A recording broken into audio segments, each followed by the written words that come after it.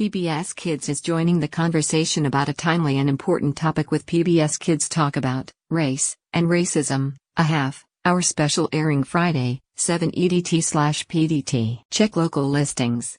PBS Kids Talk About, formerly a digital series, features families conversing about subjects like courage, self-confidence, feelings and emotions and relationships and family.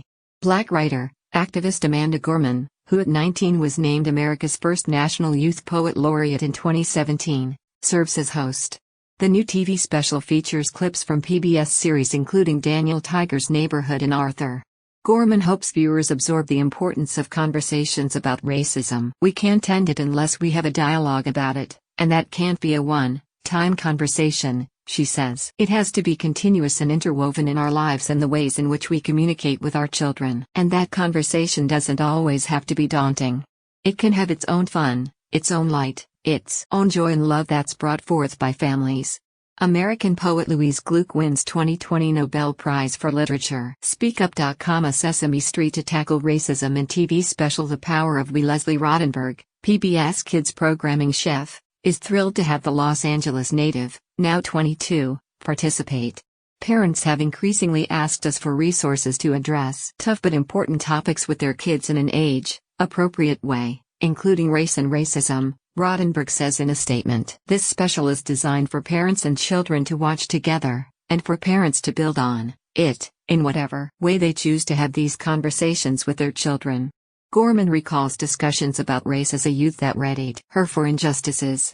My experience as a black child growing up meant that I was getting the race talk, not only as information but as a cautionary tale, meaning that my mom was preparing me for what it would be like to grow up and be in this skin, she says. That meant making sure I knew my Miranda rights, what to do if I was stopped by police, how to conduct myself around white people in power. PBS explores racial history, justice with Alicia Keys, Henry Louis Gates Jr. projects looking for books about racism. Experts suggest these must-read titles for adults and kids. She recommends those looking to engage children in conversations about race and racism not to underestimate their audience. One piece of advice I would have is we often don't give kids enough credit for their intelligence, particularly their emotional and moral intelligence, she says. We assume that issues can be too big or too complex for them. So what ends up happening is we end up glossing over what makes those topics sophisticated. The children of today are ready to have deeper conversations that supersede just talking about Rosa Parks and Jackie Robinson, she adds. Not to say that those figures aren't important, but Terry's such a beautiful rich tapestry of the history of fighting for racial equality, and it's a story that our children deserve to be told. Everything starts at home. Kids' TV shows that teach anti-racism, celebrate diversity. Gorman emphasizes the common thread of humankind, despite physical and cultural differences.